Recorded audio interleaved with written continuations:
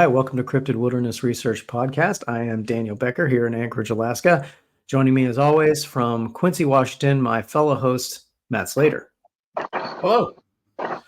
Back with us tonight from South Carolina, CWR research consultant and team member, a woman who speaks at conferences all over the place, from the Carolinas to Russia, and from her website, paranormal-empowerment.com. Welcome back, Robin Haynes. Hi, guys. Thank you so much for having me. It's great to see you. Thank you so much for being here again. So let's get right into it. The topic tonight that we wanted to ask you about, the topics are specifically gifting and feeding of Sasquatch. So let me start out with the first question. Once the internet took off, more stories of gifting became known, especially with landowners who claim to be interacting with these creatures. Is gifting a practice that you would recommend to people to build the relationship between themselves and the Sasquatch? That's a yes and no question. You can gift without gifting food.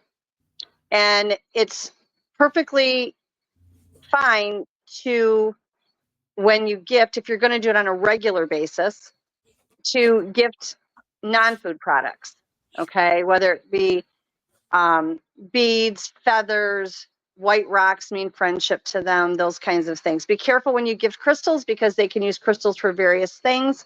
So some are good, some are bad. It's all right to gift food.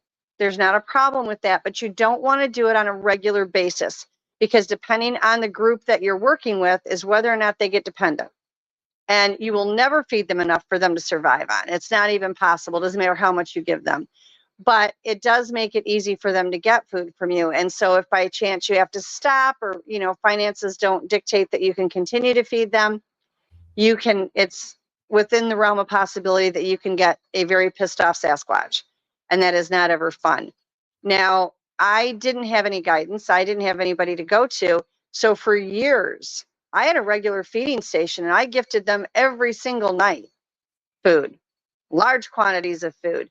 And I was very fortunate. The group that I had that lived around my house never got aggressive with me. There was one night that dinner was late, and they, screamed and hollered and some trees shook, but they never got aggressive. But I also know more instances where, when people did it on a regular basis and it was expected and they stopped, they had some destruction, where, they would pound on the house and do damage and that kind of things.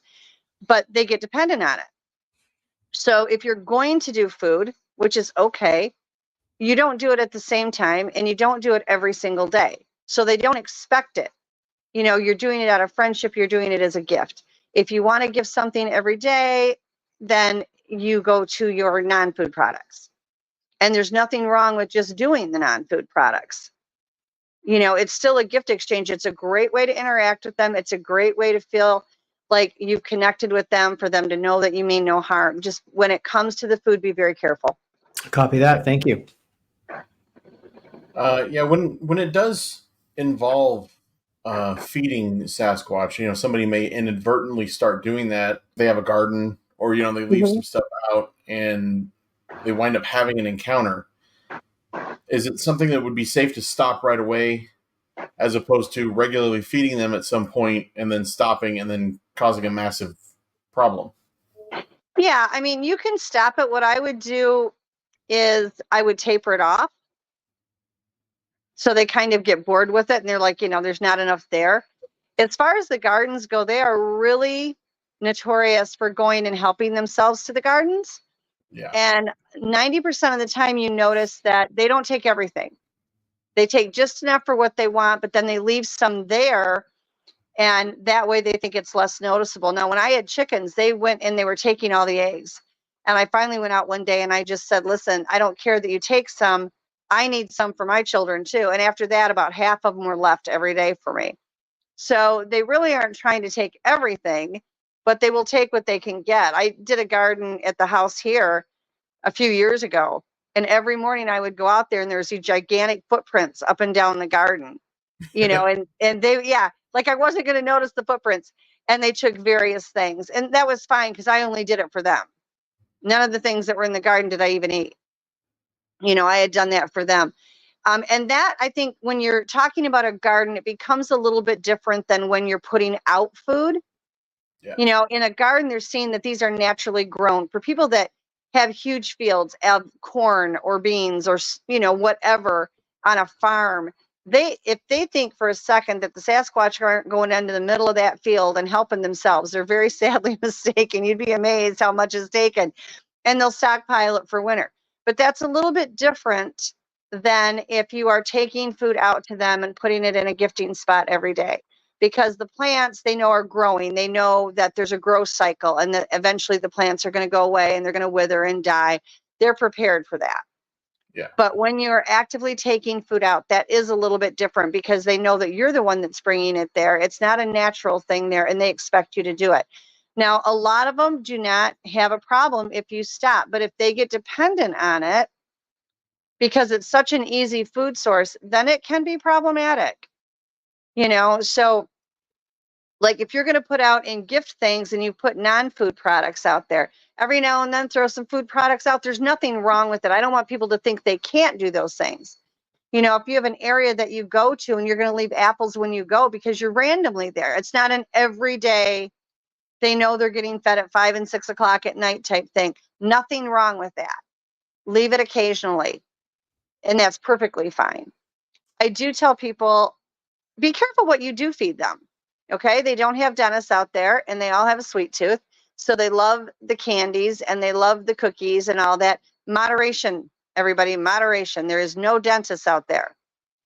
And there have been a lot of them that have had tooth decay and abscesses to the point where it's killed them. So, you can always leave something sweet for them. There's nothing wrong with that. Just moderation. So there's a lot of videos out there of people who practice gifting and are very gung-ho about it and will make all kinds of claims about their experiences, which is fine, and very enthusiastic about it. But what are some of the dangers of gifting? Well, I've gifted on and off for years. Now, the group that I have here now are really good about asking for things. They aren't really great at taking them. Like they'll ask. In their culture, the bigger thing is that you gift it. If they don't take it, don't panic. They look at it that you did gift it more than it's actual of them taking it, because some clans, the leaders of the clans, will not allow them to take a gift. So don't be offended when they don't. It's because that particular clan does not allow it. But the gesture is what means more than the gift itself. Okay. So there's that.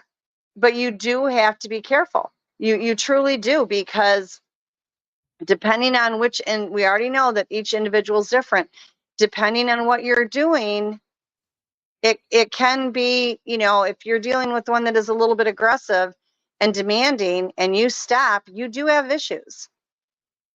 Whether it'll be pounding on your house and screaming all night long because they're expecting you to do something and give them food, or whether they're mad and throwing a temper tantrum, and 1,000-pound temper tantrum is not anything fun. So they can get like that. And again, it comes down to the individual that you're gifting and that particular clan, because, I've known people that have gifted the wrong ones and lived to regret it. The group that I did, and again, I did not have anybody to guide me or to get advice from. I wasn't even hooked up with Facebook or anybody because I started this as a small child. So it wasn't a big deal to me. And then when I moved into one location in Michigan, they came up to the house, and I started out feeding them out in the back of the woods, and that quickly led to feeding them outside my house. And they just came up every night. They were ready and waiting every single night when I took food out. I had no idea the dangers in it. I was fortunate. That group I was safe with. And there was no aggression. The one night that I was late with it, I had buckets that I had hung up in the trees, and I got home late, so they missed their normal feeding time, and they knew what time I fed the same time. They like predictability, but predictability is not helpful when it comes to feeding them. And I had gotten home late and missed the time that I normally fed them, and they had taken the buckets off the trees and they were upside down on my porch. Like, okay, idiot woman, you forgot to feed this. And they were screaming and hollering from the woods. I went and I got their food. They never gave me any problems when I took it out there, but they were definitely not happy campers. Had it been a different clan, it might have been different. So you just don't know. You don't know that particular clan. You don't know the individual that's coming in to get the food. Yeah. And when I started putting out food, not only did my clan enjoy it, other clans came over for dinner too. And then there's the fact that it's costly. I was going through over $200 a week. Wow. And you cannot possibly feed them enough to sustain them. Oh, yeah. And you're not doing them any favors when you try to. So make it short and sweet. You never give enough where you think you're going to fill. You're going to give them a snack. You're going to give them a taste. You're going to let them have, like if you're going to put out cookies, you don't have to put a whole pack of cookies out. 5, 6, 7 cookies, that's enough. That's all you need. What I did, I do not recommend for people. I learned, like I said, I had no guidance. I had nobody to help me with it. I got lucky that the group I was with was good. Like I was putting out enough food for everybody. And I had other clans that came in because I did it. And I was very fortunate that I had no incidences, but I know just as many people that have. Yeah. And I don't necessarily now believe that it's for their best interest, because when you're giving them that much food and they get dependent on it, they get lazy. They're not off hunting. They're not off stocking up food for winter. They're not doing the things that they need to do to provide for that clan. And then if anything were to happen to you, if you moved, if God forbid something where, you passed away, or, you couldn't afford to do it anymore, now what? And so there's a lot of variables to it. Gifting should only be small amounts of whatever you're gifting. Number one, when you gift large amounts, it overstimulates them and they get scared. The food isn't so bad as much as it is the other, the non-food. It took a long time for mine to be able to handle the large amount of foods. And the only reason that I gave them such a large amount was because so many were coming in. I mean, it was just like, oh my gosh, they're everywhere. So that's when I started giving them more, but they did better when I cut back. And what happens is, it's like if you have a toddler and you have just this huge amount of toys. And for anybody that's been a parent, I'm sure you've gone through this. A huge amount of toys, and the kids don't know what to play with because there's just too much there. Yeah. And it overstimulates them. And it's the same thing with them. And then you have something that's 1,000 pounds that's overstimulated. They don't know what to do with it. And they either don't do anything at all, or you get adverse effects to it. So if you're going to go and put out, per se, Matchbox cars, little kids' toys are great. Number one, you want to make sure it's nothing that if they got in their mouth, they're going to swallow and choke on. Think of a toddler. Okay. The bigger baby toys are great because they're made not to be able to get put in somebody's mouth and choked on.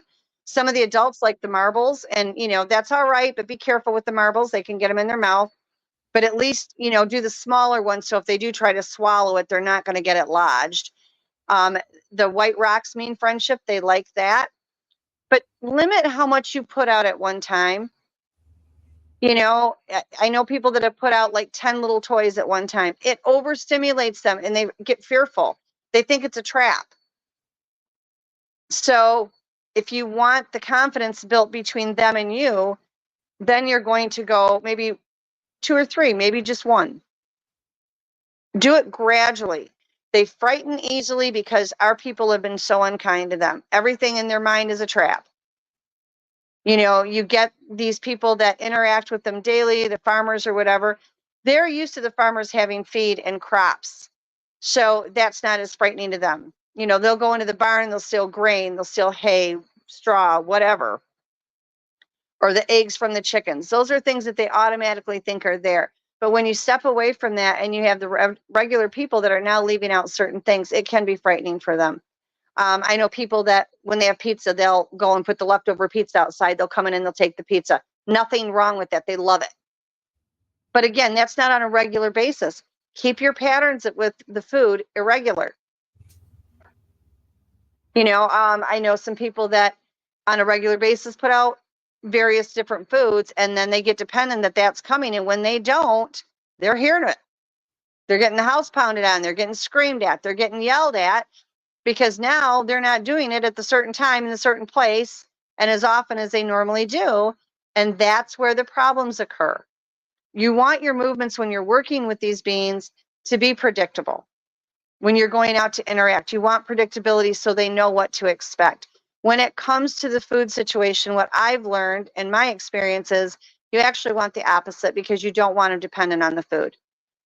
So for regular basic interaction, be predictable so they know what to expect. Let them, instead of you trying to maneuver around them, do what you're going to do and let them maneuver themselves around you because they feel more confident if they're the ones in control of the maneuvering. But then when it comes to the food, don't do it every day. Just don't. Do it at different times. Do it randomly so they don't know. And they don't depend on it as a food source. And then then it's fine. There's nothing wrong with doing it. It's how you do it that makes it safe for everybody. All right. Robin Haynes from paranormal-empowerment.com. Thank you so much for joining us for part 1 of our quick cryptid topic roundup. And we look forward to part 2. So for myself, Daniel Becker in Anchorage, Alaska, for my fellow host, Matt Slater in Quincy, Washington, and of course, the wonderful Robin Haynes. Thank you so much, Robin. Oh, thank you so much, you guys. Can't wait to do it again. All right. We'll see you next time. Bye, everybody.